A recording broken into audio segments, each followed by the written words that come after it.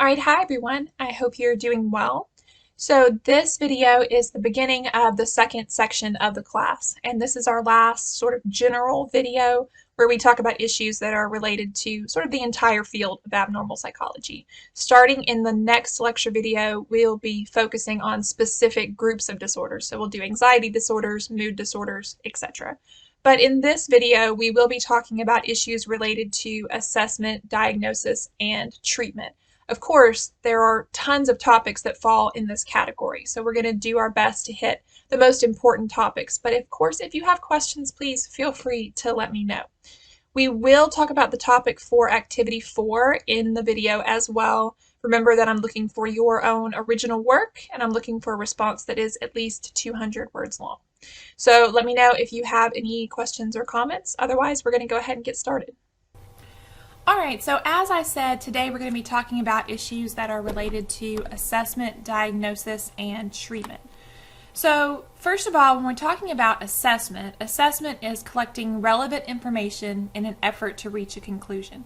So when we're talking specifically about abnormal psychology, when a client comes to you for the first time, you will always start with an assessment. Now, some clients will come in requesting an assessment. So the client might be saying, I'm having problems in school, but I'm not sure why I'm having problems. And so maybe they're looking to find out, do I have ADHD? Do I have a learning disability? That kind of thing. Or someone might come in and have never seen a psychologist before, and they want you to help them put their finger on, like, what is wrong? Is this anxiety? Is this depression? What's going on? On the other hand, you will sometimes have clients come in who have already been diagnosed by another professional, or perhaps they have diagnosed themselves, which happens, which is something you guys need to be aware of. When you take abnormal psychology, there's kind of this med school syndrome where when you start hearing about different disorders, it's easy for you to start diagnosing yourself. So be cautious. Be cautious. I remember doing that when I took abnormal psychology. So, however, sometimes clients will come in and they'll feel like they have a pretty good handle on what's going on with them. Regardless of the situation, you always start with assessment, and you need to explain this to your client. Just because you've previously been diagnosed by another person does not mean that I don't have to do an assessment. So perhaps the other person missed something, or maybe they're right and that's the right diagnosis, but I need to learn more about it myself. So assessment is about collecting information about your client. Now, it says here the focus is idiographic, which means you're focusing on an individual person. So this is different from research. If you're doing research on a particular diagnosis, then you're going to collect a sample and you're looking for your sample to tell you something about your population, and you want to know something about all individuals who have a particular diagnosis. Where in that situation the individual matters, but really you're looking for group information. But when it comes to like actually working with a client, you're the psychologist, you're seeing them, you're acting as their therapist, your focus is on that individual person. So with that said, you collect whatever information seems relevant to that particular case. It says it can also be used to evaluate treatment progress. So you start with assessment so you can understand A, what's wrong, and B, how severe is it? So that later when you start treatment, you can assess, you can kind of go back and say, okay, well, this is how anxious you were when you came. Let's see if our treatment is reducing that anxiety, for example. Now, there are many different tools that you could use as part of your assessment. Today, we're going to hit on the big three that people most often use, and that's going to be interviews, tests, and observations. But there are so many different things that fall under these categories. It would be really impossible for any one psychologist to be trained on all the different tools. However, you need to have at least some understanding of ways to assess for different diagnoses. So, for example, you may not need to understand how to give and score every single depression measure. That's not really helpful. You need to find a depression measure that is reliable and valid, and we'll talk about that in a second. And then once you do that, you know how to score it, you know how to interpret it, then you're good. Because when you have a client come in with symptoms of depression, that'll be your go-to. So make sure that you're trained in tools that are effective, and make sure that you know how to assess for the different types of problems that might walk into the door. But we're going to talk about interviews, tests, and observations. Before we get into specific details about those, though, I just said that your tests need to be reliable and valid. If you're using a tool that is not accurate or helpful in any way, you're wasting your time, you're wasting your client's time, and it could potentially mislead you and cause you to misdiagnose and cause you to use the wrong treatment. So it's obviously important to have high quality tools. Now, to be useful, assessment tools must be standardized and have reliability and validity demonstrated before you use them. So the measures that are out there, there will be research on them. Usually that research is done by the individuals who created the test, so you have to be careful because they can be biased in their research. But we already talked a little bit about reliability and validity earlier in our research slides, and we were talking about how reliability is consistency and validity is accuracy. So, for example, if you are doing a test of personality, which we're going to talk about a few personality tests today, if you're doing a test related to personality, then you would like to have reliability there, where the results that you have of a client are fairly consistent, even if you give the test again later, or if you give the test to other clients who seem to have very similar traits. You want your test to be reliable, but it's not just enough for it to be reliable, it also needs to be valid, which means that it needs to be accurately measuring the components of their personality that you're attempting to measure. Now, in addition to that, which is enough of a hurdle already, we also have to make sure that our tests are standardized. Now, you've probably heard of a standardized test before, and the first thing that comes to mind is probably the test that you take in a public school system, or maybe the ACT, that kind of thing. Any test is standardized when there is a set of steps that have to be followed. Now, some tests have more specific instructions than others. For example, we'll talk later about the intelligence test. But intelligence tests oftentimes tell the person administering the test exactly what to say. Like, you have to read the instructions, because if you give a task that's part of an intelligence test and the instructions you give are not clear, then of course that's going to change the results in a way that makes it less accurate. So standardization is intended to allow for the test to be used and then compared, kind of apples to apples. This person made 100 on this intelligence test, this person made a 120, this person made a 70, and because that was a standardized test, we should be able to compare them that way. So you standardize administration, the way that you give the test. So you have to learn how to have a poker face, how to not make different facial expressions when your clients answer correctly or incorrectly. Administration, scoring, so you obviously have to score these tests in the exact same way. And interpretation, so that means once you have a score, what do you think that score means? How do you interpret that score? And if a test is standardized, then this would be similar across all clinicians everywhere who've been trained on this test. So first of all, interviews. This is probably the first thing you're going to do. So when a client calls the office to make an appointment, you may even do a small interview over the phone where you get information. So one of the first things you want to do is make sure you have the person's name, have their phone number, and if at all possible, an address. Now, there's a reason for that. If your client calls and you have their name and they start telling you that they're having thoughts about hurting themselves or hurting someone else, and then they hang up, and you don't have any way to contact that person back or any way to send the authorities there to check on them, then that's obviously a dangerous situation. So one of the first things you're going to do is get their information, like where do you live, what's your phone number, how can I contact you, and then you're also going to want to tell them confidentiality rules. So before they even meet with you, you want them to know that if you tell me thoughts about hurting yourself, hurting someone else, hurting a child or a vulnerable adult, that kind of thing, then I have to report that, because clients oftentimes don't understand those rules very well. So making sure that they know that.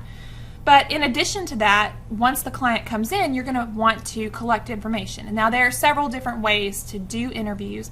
Part of that depends on your personal style and on the rules of the clinic you work in. Part of that also depends on your theoretical orientation. So, for example, a psychodynamic therapist will probably focus much more heavily on childhood, on trauma, on parent relationships. Someone who has a behavioral perspective is probably going to ask more in-depth questions about what kinds of treatments have you tried, how have those worked, what kind of aspects are reinforcing and punishing, and probably going to focus more on the current environment right now and a little bit less on the past. So you're going to get a history from the client, and you're going to want to ask questions about all relevant topics. Now, when I was in grad school and was doing these interviews, we had an intake form, and you wouldn't believe how detailed it was, how many questions there are to ask, because maybe you don't even think about asking questions. But if you interview your client and you finish with your interview and you give a diagnosis and you forgot to ask about sleep, what happens if your client's only sleeping 2 hours a night and you missed that and your client didn't mention it? You can't diagnose anything when your client's only sleeping for 2 hours a night. You got to get the sleep fixed before you can be, sure if there's any other problems. So you need to make sure you're asking all of the relevant questions, which gets easier as you get more practice.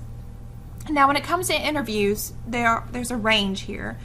But on one end, you can have an unstructured interview. On the other end, you have a structured interview. And you can have something in the middle. You could have a semi-structured interview, for example. Now, an unstructured interview is going to involve open-ended questions. So not so much how many caffeinated beverages do you have every day. That's kind of a closed-ended question where you say 2 or 4 or whatever.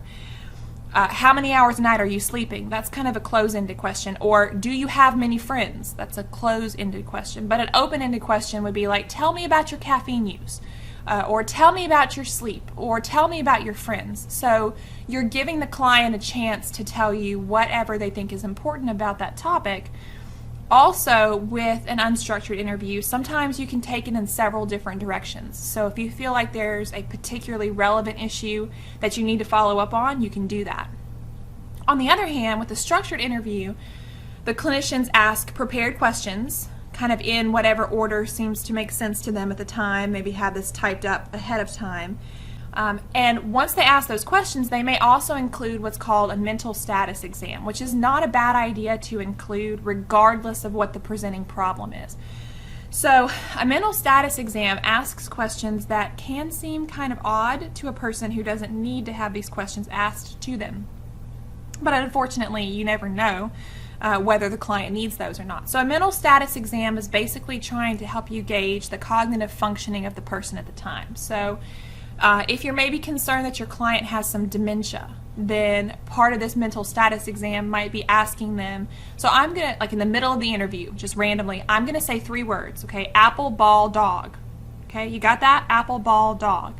And then you continue on with your questions, and at the end of the interview, what were those 3 words that I mentioned earlier? Can help you kind of gauge some maybe dementia-related issues, but also you can ask questions like, where are we right now? Which some people could get really existential with that. But the answer might be, we're at this address, or we're in this clinic. And what are we doing right now? Because sometimes people will come to see the psychologist under the influence of a substance. And if your client is under the influence of a substance or having a psychotic episode or manic episode, you need to know that. That can change the way you interpret whatever it was you did with your client that day. All right.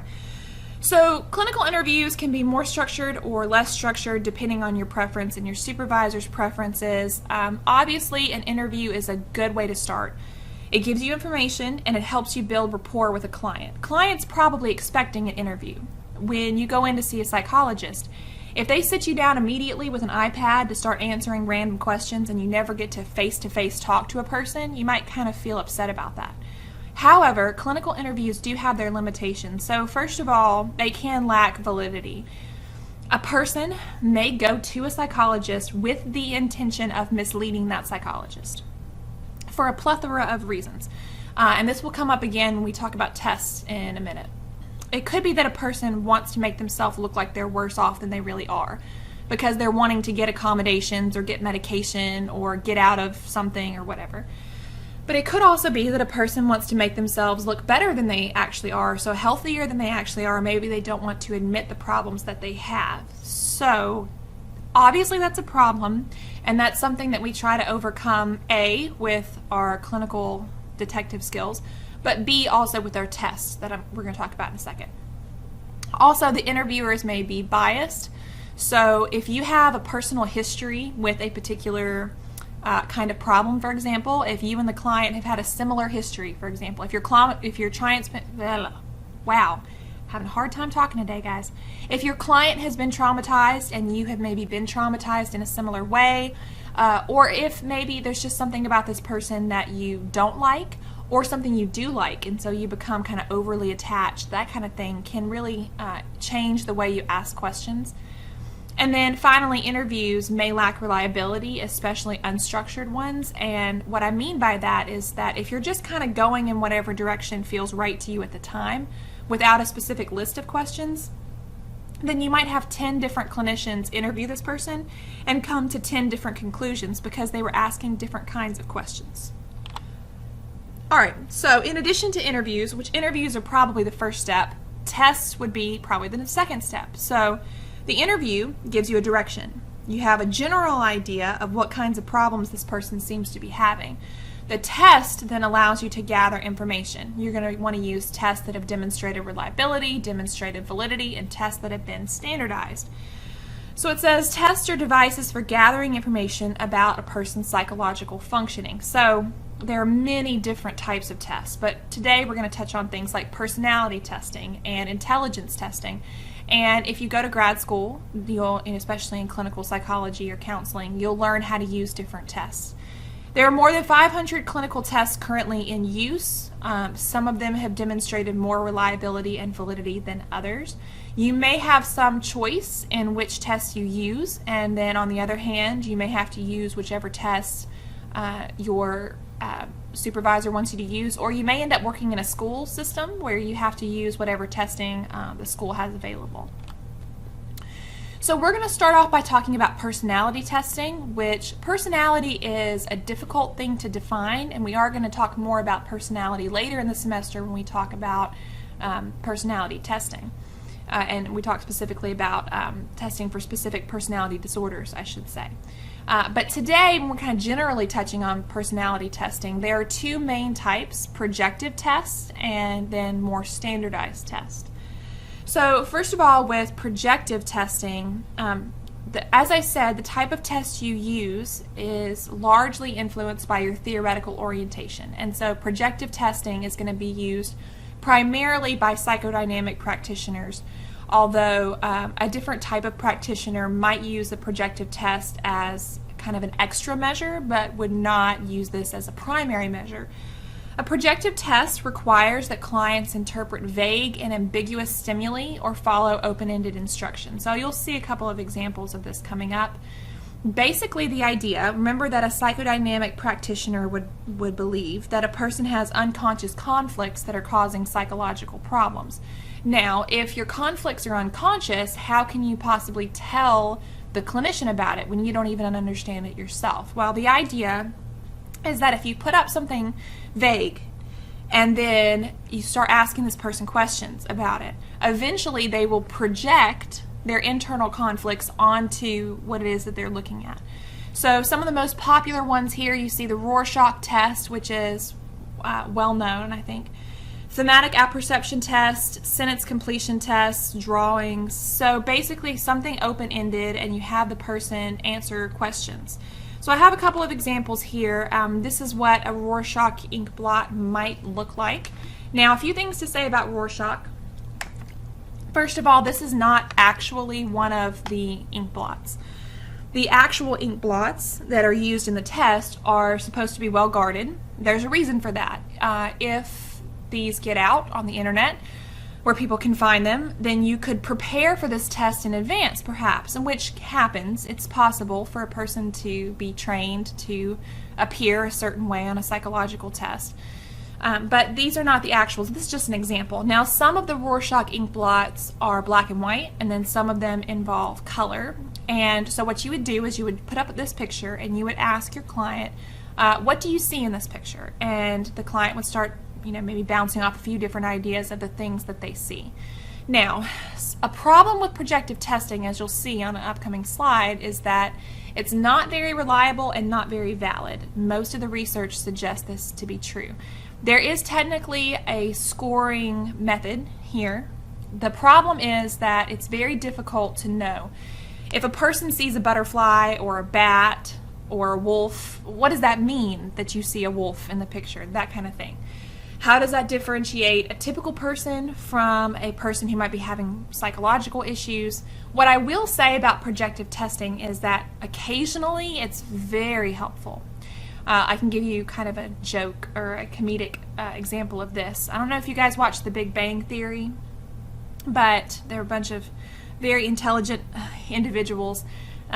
There was an episode where Leonard was trying to help his roommate Sheldon, which Sheldon has a plethora of psychological problems anyway, but Sheldon was afraid of public speaking. He'd been given an award, but he couldn't accept the award without a speech, and he didn't want to give a speech in front of people. Well, Leonard's mom is a famous psychologist, so Leonard was trying to help him out. And Sheldon said, okay, if it would be helpful, I'll tell you my answers to the standard Rorschach ink blot test, okay? A, I see a bat. B, I see a bat. C, I see a bat. D, I see my father killing my mother with a hypodermic needle. Now that's a joke, but if your client says something like that, it gives you a lot of really good information you need to follow up on. An answer like a bat or a butterfly might not actually tell you that much. Now, another example of a projective test would be the thematic apperception test. Now, the thematic apperception test, I believe this is the version that's intended for adults, but there is a test, the Roberts apperception test, something like that, that is used for children. The idea is that you show a picture, like, for example, this picture that's on the screen, and you would ask the person to tell a story about the picture. So tell me what happened before, during, and after this picture. Just make up a story. Now, when I've done this in class with like an in-person class, my students usually say something negative about this picture. It looks like he's come home, passed out drunk, maybe he hit her, I don't know, they're upset. And I think in a way, that's kind of what they're going for. They're trying to maybe plant this idea that it could be bad. The picture's supposed to be neutral. It's supposed to be that it could be bad or could be good. There's no reason why this is not just, hey, it's a Saturday morning and they're waking up and, hey, she's tired, so she's still, kind of rubbing her eyes as she gets out of bed. So the client might then tell you something about their own experience. So, for example, if you're working with a child whose parents have recently divorced, then you might show them pictures of two adults and a child and ask them to tell a story about what's happening, and they might start telling you stories about what's going on in their personal life. So it can be helpful in that way. So projective testing can be helpful for providing supplementary information. So I would not use a projective test personally because I don't have a psychodynamic perspective. I would not use a projective test exclusively. However, I have used projective testing in the past, like the Roberts apperception test with kids, to give us a little bit of an idea, a little bit of a picture of what's going on in the child's mind. Hearing the child tell a story, describe something can be helpful, can be interesting. However, as I said, there's very low reliability and validity. First of all, we don't seem to be able to tell very well what is a typical answer and what is an answer that might be concerning, and so then scoring is very, very subjective. If you're using color, sometimes if you use a color and it's like bright red, then blood may be the first thing that comes to mind, but does that necessarily mean there's something wrong because the person said they saw blood? Not necessarily. No. All right. On the other hand, we could have more structured personality tests, and these are often referred to as personality inventories. Now, these may not be quite as much fun as the Rorschach ink blots. Basically, it's a list of questions. We're going to talk about two different personality inventories.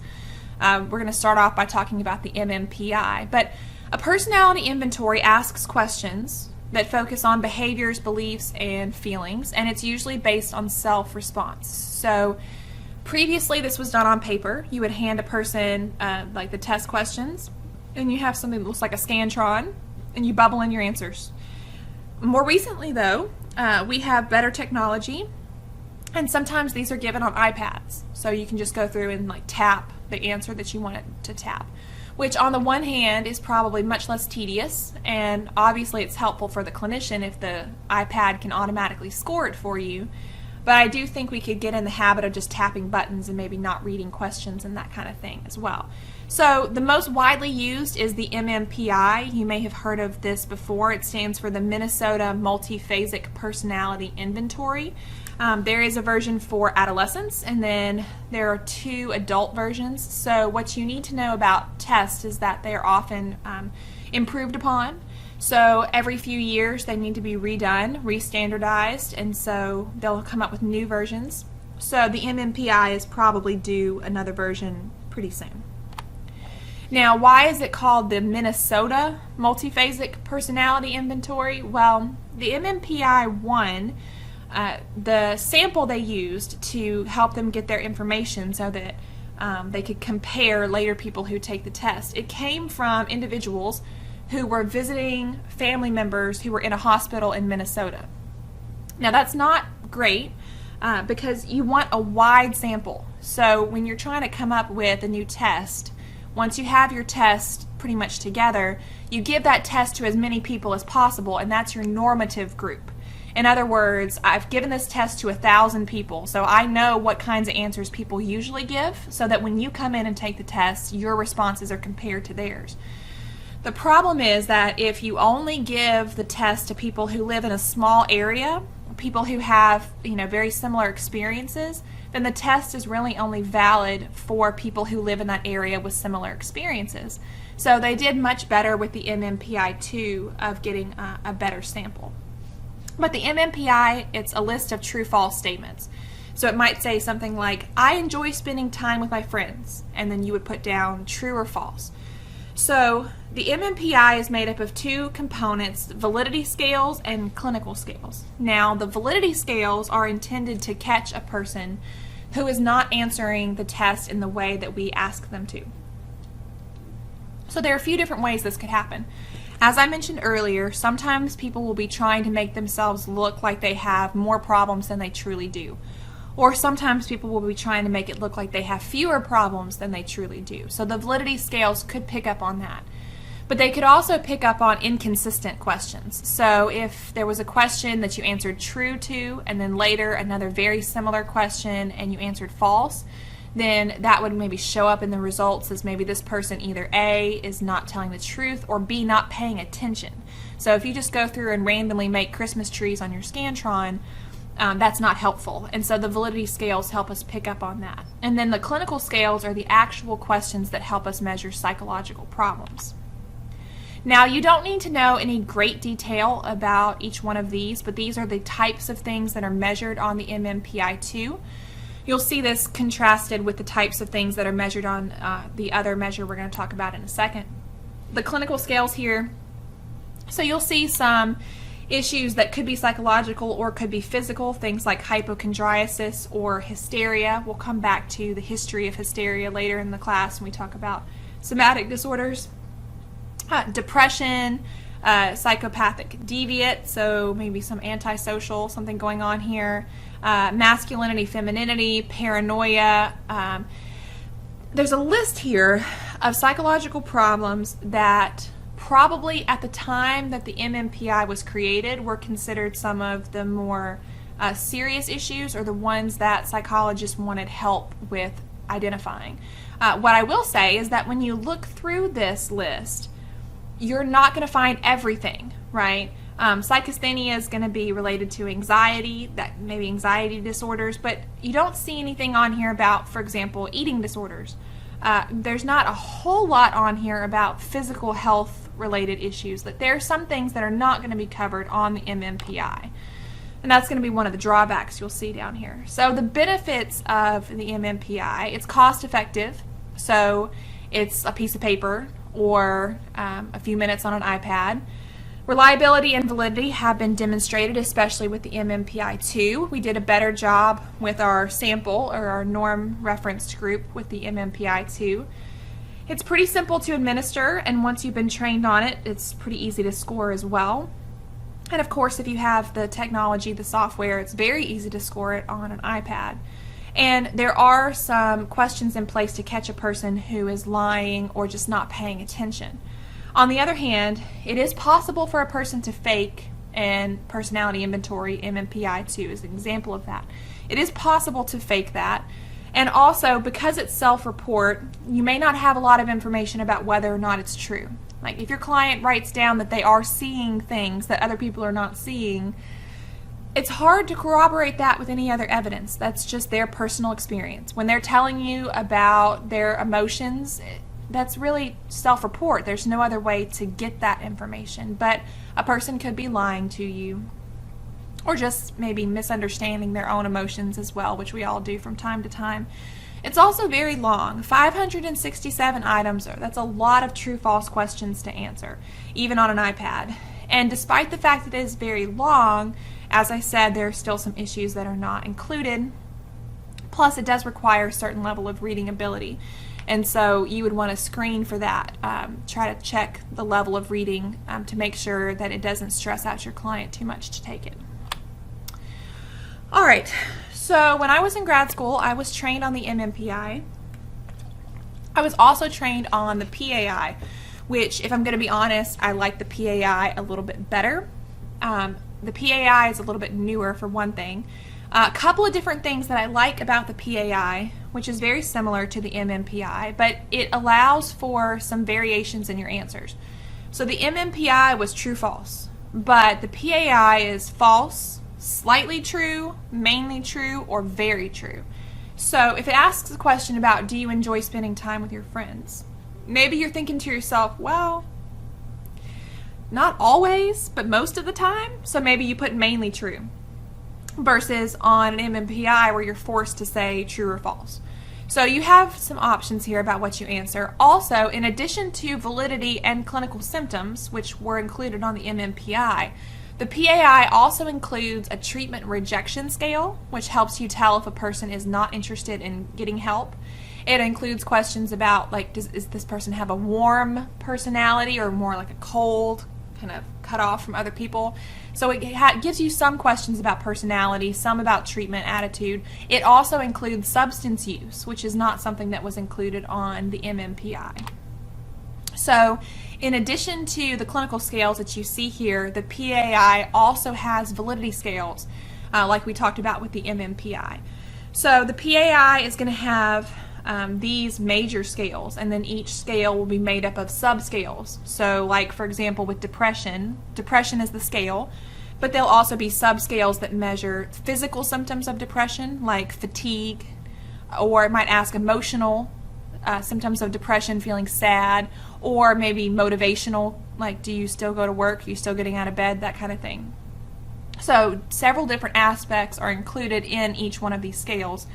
So a lot of these are going to be similar. The anxiety-related disorders actually has specific scales to measure OCD, I think it's phobias and PTSD, something like that. So it gives you information about specific anxiety disorders in addition to general anxiety. Pretty much similar here. Borderline and antisocial features are going to be referring to personality disorders that we'll talk about later in the semester. And it does include alcohol and drug questions. One thing is that it does not ask which drug. So it just says questions like, I have often spent more money than I intended to on drugs. But it doesn't say which drug. So if your client elevates the drug problems scale, you're going to want to ask, follow-up questions about what kinds of drugs they're using. So when I say elevates the scale, there's going to be an average range. The majority of people, for example, will have some kind of score in the middle on anxiety. Everyone has some anxiety, except there are a few individuals who have no anxiety at all, which is not necessarily healthy for you, but then there's also a level of anxiety that's excessive. So if you have a score right in the middle, then we would consider that typical. If your score is very high or very low, then that would tell us something. All right. Good things about the PAI, several of these are in common with the MMPI too. It's cost effective, it's reliable, it's valid, it's pretty simple, it's norm referenced. There are some validity scales here to make sure that people are paying attention and not lying. And it has a lower reading level required in part because it has fewer items. One thing is that the PAI does cover a wider range of symptoms than the MMPI, so that's something that I like a lot about it. The drawbacks, it's still pretty long. It's not as long as the MMPI, but there's still 344 questions with 4 answer choices. Of course, the answer choices repeat, so you get used to that, but 4 answer choices to read as well. Also self-report, no way to get around that. And despite the fact that it covers a lot more issues, it doesn't cover every issue. All right, good. So those are personality tests. And those are some of the ones that we give to just about everyone who comes to see a psychologist. Now, a psychophysiological test is something that is probably not given in every setting. So there may be some clinics that have these tests and then some clinics that don't have access to this. So a psychophysiological test, just like it sounds, is going to be measuring maybe a psychological response by measuring a physiological response. So, for example, when a person is feeling anxious, certain things will happen physiologically. So your heart rate might go up, your blood pressure might go up, your body temperature might be elevated, that kind of thing. And so if we can use some kind of test to measure how tense are your muscles or what's going on with your blood pressure right now, that can be really helpful in diagnosing. For example, if a person has a panic attack in front of you, it would give you good information to know how does that panic attack impact their heart rate, for example. The problem is that you have to be trained to A, administer these tests in a safe way, and then B, interpret these scores, and not everyone is trained to do that. But if you are, that's really helpful. All right, I think this is the last test that we cover today, talking about intelligence testing. Now, intelligence tests are intended to measure your potential to learn, not necessarily what you have already learned. So the idea behind intelligence is that a person of high intelligence is someone who can learn if you teach them something. They have good potential for learning. So we're going to be measuring more abstract psychological mental processes rather than measuring your knowledge of the capitals of all the 50 states or that kind of thing, something that you would have actually learned. So with intelligence testing, we're going to have a couple of examples here, the WAIS and the WISC. Now these are the Wechsler series of intelligence tests. Both of these tests are on their 4th edition, I believe, and these tests have demonstrated high reliability and validity. So the basic idea when you give a person a Wechsler is that they will, at the end, be given an overall IQ score that will then fall in a range. So you'll have your average range, and you'll also have, if people do better than that, you'll have above average or superior, but then you'll also have below average or borderline. So the test score will fall in a range. But your overall IQ score will be made up of your subscores or your performance on these 4 areas: verbal comprehension, perceptual reasoning, working memory, and processing speed. So I feel like verbal comprehension kind of explains itself. Perceptual reasoning would be nonverbal information, so things like puzzles and patterns, which picture comes next in the series, that kind of thing. Working memory is not just being able to hold something in your memory short term, but also do something with it. So if I called out a string of letters and asked you to put them in alphabetical order, so you're not just remembering the letters, but you're manipulating the order they come in, for example. And then processing speed has to do with how quickly you can process usually nonverbal information, new information. So when a person takes an intelligence test, you're going to be given an IQ score, but you'll also be given a range. So if your score on here is 100, which 100 is the average score on an intelligence test, or specifically on a Wechsler intelligence test, they'll tell you your score was 100, but your range is anywhere between 92 and 106, something like that. And that's something that you learn how to score them, and they give you a range. The reason for that is a person might have a really great day, you had a really great breakfast, you slept really well last night, and you got up and you went in and you rocked the test. On the other hand, a person maybe didn't sleep well, doesn't feel well, has something stressful going on, you were distracted and didn't do as well on the test. So when we give a range of scores, we're saying your true score is probably within a few points on either side of your actual score on the test. So we would give intelligence tests to someone who maybe is having trouble in school, but also if a person's coming in to be assessed for ADHD, then we might be interested to watch how they handle a test environment, and so we might give an intelligence test for that as well. All right. In addition to tests, we also use observations. There are a couple of different ways to do observation. If at all possible, naturalistic is great, which just means you go into the home, you go into the school, you go into an institution if the person is in an institution.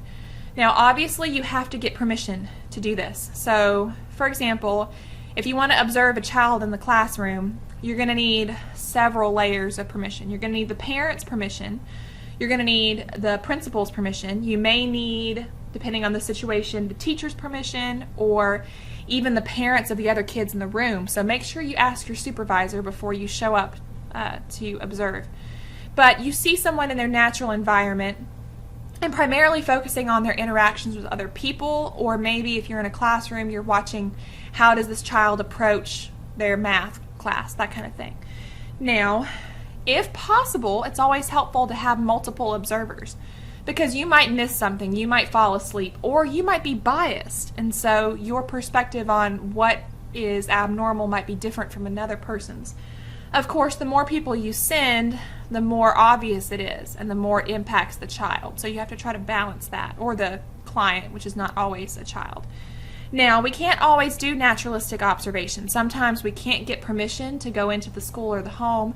Sometimes it's just not practical. We don't have the time or the money or the resources. So you could bring someone in to the clinic and then try to set up a natural environment if possible. So one way you could do this with a child client would be to say, okay, well, we're going to take a break from our testing. Let's go in here and play with Play-Doh, or draw pictures, or play a card game. And while you're doing that, you can observe the child. Or you can kind of ask, for example, if you're working with partners, you could ask a married couple to solve a problem together, and you could watch how they interact with each other, that kind of thing. Now, in addition to watching people at home or in their natural environment or watching them in the lab, you can also have a client self-monitor. Now, for example, if your client's having sleeping issues, you could ask your client to, for the next week, make a note of when they go to bed and when they wake up. Or if your client is having eating issues, you can just write down everything you eat. Or if they're having substance issues, make note every time you have a beer, that kind of thing.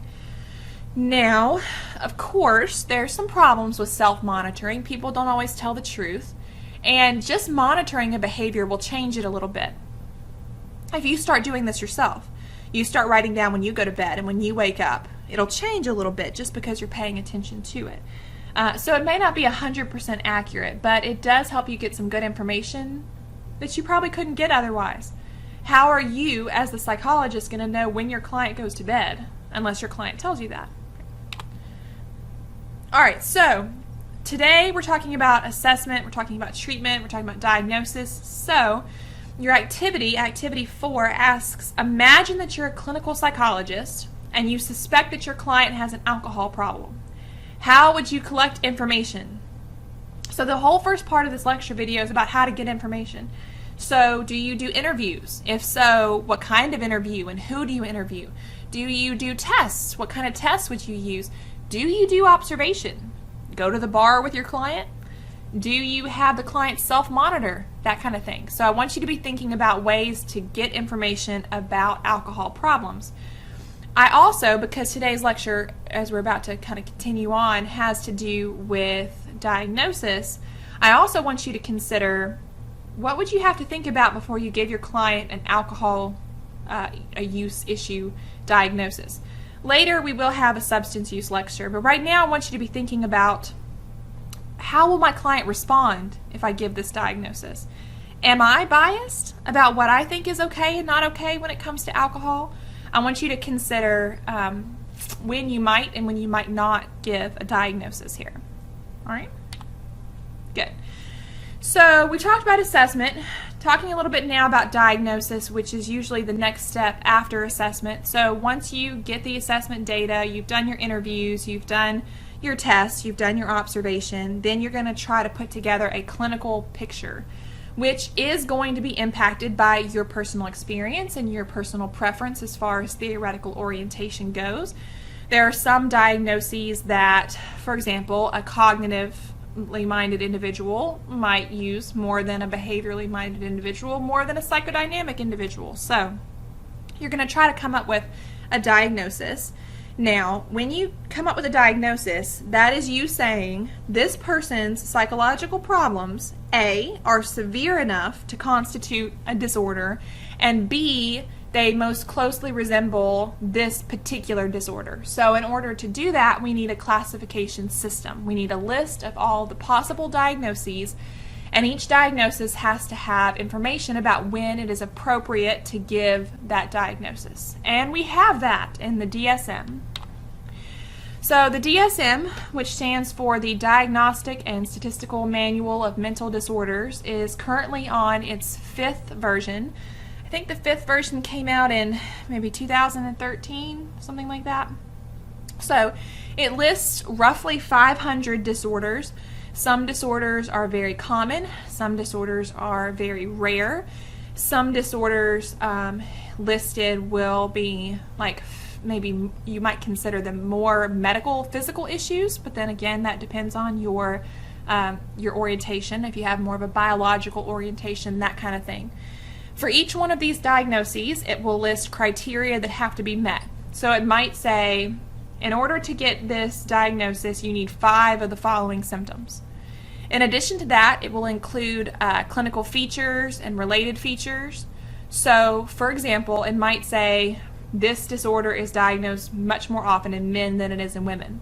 Or this diagnosis is most commonly noted during the 20s.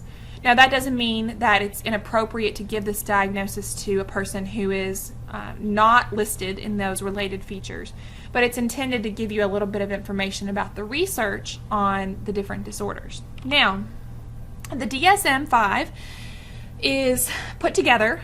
It's the result of some really hard work by some very intelligent people, but as you can imagine, it's not perfect. No, nothing is perfect, and the classification system here is not perfect. But we're going to talk about that more in a second. Now, the lifetime prevalence. So we're saying at some point during a person's life, how likely are they to develop or meet criteria for a diagnosis from the DSM? Well, according to this, 53.6% of people will make it through their life without meeting criteria for a DSM-5 diagnosis. So roughly half. And then for the individuals who do, we're going to see about 18.7% meet criteria for one disorder, 10.4% for 2 disorders, 17.3% for 3 or more disorders. I have personally seen situations where a person might have upwards of 7 diagnoses that they meet criteria for. Now, I think that this is probably a rough estimate. There will be some individuals who will A, not be aware of their problems or not seek help for problems, or people who will not be honest about the issues that they have. Obviously, our DSM is not perfect, so there'll be some disorders that maybe are just not being caught. But basically, this tells us that about half of people at some point in their lifetime will have a psychological problem severe enough to warrant diagnosis. Of course, not all of those receive treatment. All right. Now, one thing about the DSM-5 that makes it a little bit different from previous versions is the emphasis on dimensional information. So, with the DSM-5, you're expected to give both a category and a dimension. The category just refers to the name of the specific disorder. So, this person has major depressive disorder, this person has generalized anxiety disorder, or social anxiety disorder. Now, the dimensional information is a rating of how severe the symptoms are. So the majority of these would look something like mild, moderate, or severe. And the DSM would include some guidelines. So if they say maybe for mild symptoms, something that causes slight dysfunction in 1 or 2 areas of a person's life, that kind of thing. And then as it becomes more severe, we're going to see more dysfunction, and we're going to see more areas of the life that are impacted. So when it talks about areas, this could be academic, this could be personal relationships, this could be self-care, so hygiene, that kind of thing. The ability to, perform in school or perform at work, that kind of thing. All right, so a classification system that gives us A, the diagnosis, and then B, the severity of the diagnosis is incredibly helpful for us as we are diagnosing and then treating our clients. Of course, no system is perfect, and that's the reason why we continue to come out with new versions of the DSM so that we can continue to improve. A classification system has to also be judged by its reliability and validity. So first of all, reliability is consistency. So if the DSM does a good job, that means that if a particular client with a particular set of symptoms walked into any clinic that uses the DSM, they should walk out with the same diagnosis, or at least very similar. Maybe one clinic says moderate and the other clinic says mild, but we're kind of agreeing on what the particular problem is. So the way they do this research is they will make up case studies and they'll include some symptoms, and they'll give it to different psychologists and say, okay, here, use the DSM-5 to diagnose this person. And then they'll look to see, are we fairly consistent in the diagnosis that we give? Now, DSM-5 does appear to have greater reliability than previous versions. However, it's never going to be perfect. There will always be some theoretical orientation or some experience. You know, the kind of clients that you see impacts the way that you view future clients as well. If you've seen several different clients in a row with depression, then you might kind of be on the lookout for depression, or maybe be predisposed to think that. So it's never going to be perfectly reliable, but we're going to continue to try to improve with each version. Now, in addition to reliability, we also have to think about validity. So we don't just want our clinicians to agree based on the DSM. We want the DSM to also give them the right answer. So if this person has this list of symptoms, this is truly what's going on with this person. Now, DSM-5 has shown high validity, but validity, as I said, is still a concern because it's not perfect.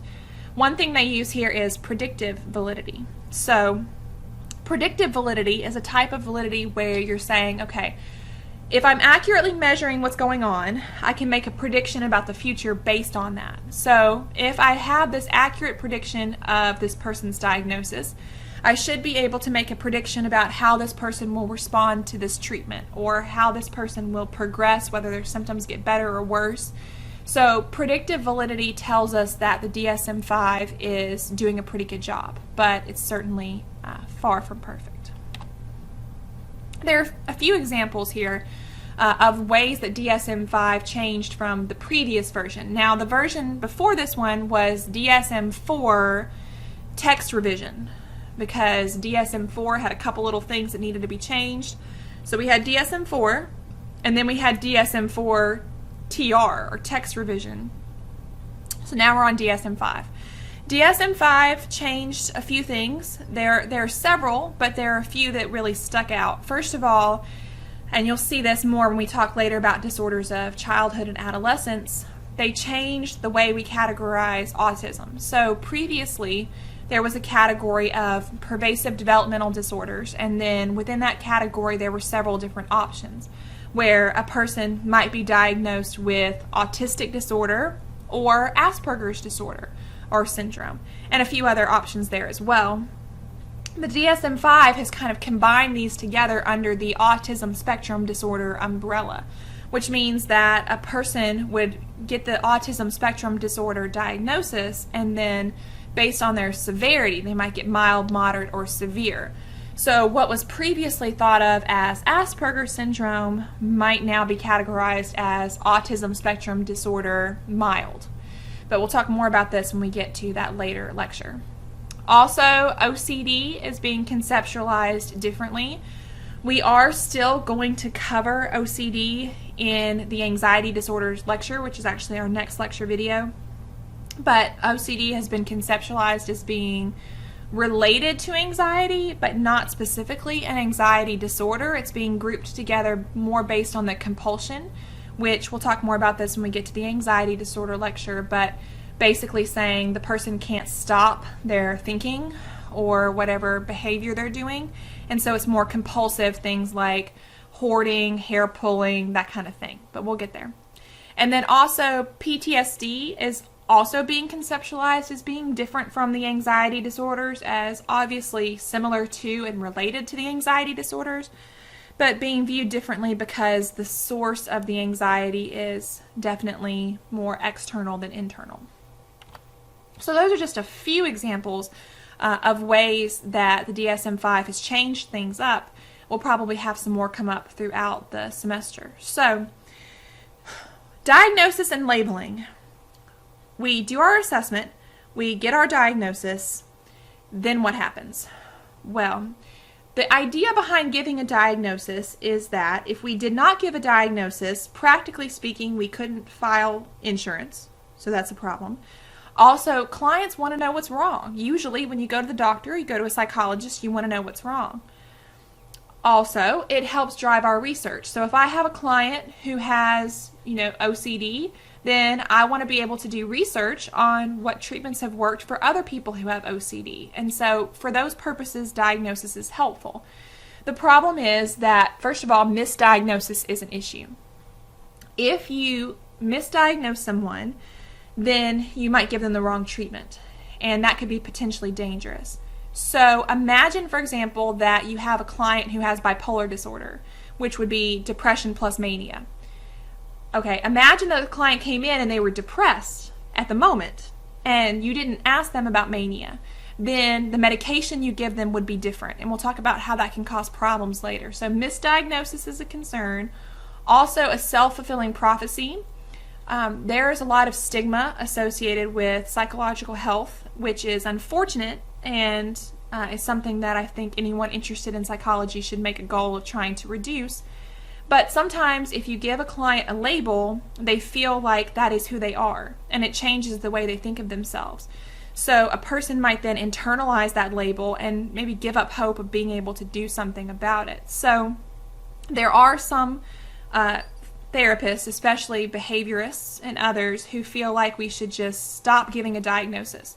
Let's just make a list of problems and solve the problems without giving it a label. But as I mentioned, insurance, research, hard to do.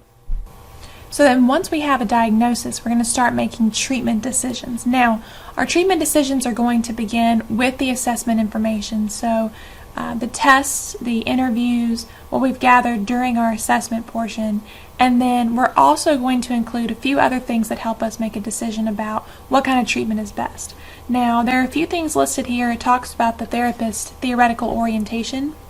Of course, there are going to be some types of therapy that are just going to go along better with maybe a behavioral viewpoint, or they'll go along better with maybe a humanistic viewpoint, that kind of thing. Now, your theoretical orientation is important here because this is probably going to include the treatments that you have been trained in and the treatments you have the most experience with. However, you want to make sure that you are not choosing to use the treatments you're most comfortable with and then excluding a treatment that could be helpful for your client just because it doesn't really go along with your theoretical orientation. So when we talk about the different types of disorders, we're going to have some different treatment options that if you are willing to learn something new and be open-minded, could be really helpful for your clients. So how do you make a decision about which treatment is best? Well, part of that's based on the research. So what do we know about this disorder? What do we know about the treatments that we have available for this disorder? And so you're going to focus on those empirically supported treatments like we talked about in the research portion of our lecture.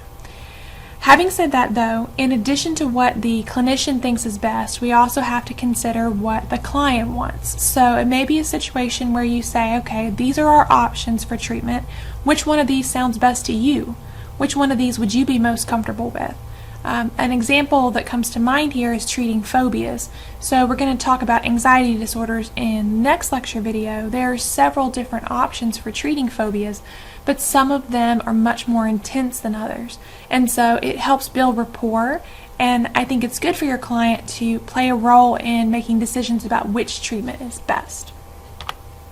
Alright, so of course it would be helpful for us to know, is our therapy generally effective? Of course there will always be situations where therapy fails, but our question is, in general, is therapy helpful for our clients? Well, first of all, research suggests that therapy is generally more helpful than no treatment or than placebo. I mean, that's not exactly a great commendation here, but we're saying that typically people who go to therapy are better off than people who do not, people with the same diagnosis. So in one major study, they found that the average person who received treatment was better off than 75% of the untreated subjects. Now, if you think about that for a second, that means that there were still 25% of people who did not go to therapy who still ended up doing better than people who did go to therapy. Why does this happen? Why is it that there are situations where therapy does not work? Well, it depends on the situation. It depends on the client. There are several different things to keep in mind here. Can therapy be harmful is a question we have to ask, but maybe one we haven't thought of before, because we typically think of doctors and psychologists as people who come in and they have these treatments and they save the day, or at the very least they don't make you worse. But is it possible that therapy could make it worse? It does have this potential. So perhaps about 5 to 10% of patients actually get worse with treatment. Okay, that's very scary, but here's what I think about this. Imagine if you were a person who was suffering for a long period of time, which most people do go through even several years of problems before they actually go to a therapist. So imagine that you've suffered for a great period of time. In the back of your mind, you've always known that therapy was an option, but you didn't go. Maybe because you weren't sure if it would work, maybe because you couldn't afford it, maybe because of the stigma or whatever. And then you actually go to therapy, and then something happens. Maybe it's just not a good match between you and the therapist. Maybe it's a misdiagnosis, or maybe the treatment that was chosen just wasn't a good match for your personality. So then when you start doing the treatment and it's not working as much as you had hoped, you can understand how that could really quickly cause a person to feel very depressed about this, because this was my last hope. This was the thing that was supposed to save me, and yet I'm actually not feeling better, at least not feeling better as quickly as I thought I would. One thing I will say is that people often take SSRIs, other medications for things like depression and anxiety. Those medications take a minimum of 2 weeks, and it's probably better to give them more time to kick in and to be effective. So usually you need a couple of months on an SSRI before you know whether you need to change your dose or switch to a different one. I would at the very least give therapy that long. At least give it a couple of months to see if it's working for you. However, I would also want to try to make sure that there's an open line of communication, so that if the client feels like the treatment's not working for them, that sooner rather than later they can express that to the clinician and maybe switch things up. But we should be aware that there is always the possibility of causing harm, which is why we want to make sure that we're continuing to assess the effectiveness of our treatments, making sure that we are staying in touch with supervisors and getting advice from other people on that as well, and just having a good relationship with our clients. Alright, so that is the end of this lecture video. So I understand that this was a lot of information. This is our last kind of general video before we start talking specifically about different classes of disorders. So our next video will be about anxiety disorders. So let me know if you have any questions. Otherwise, I will talk to you guys in the next lecture video.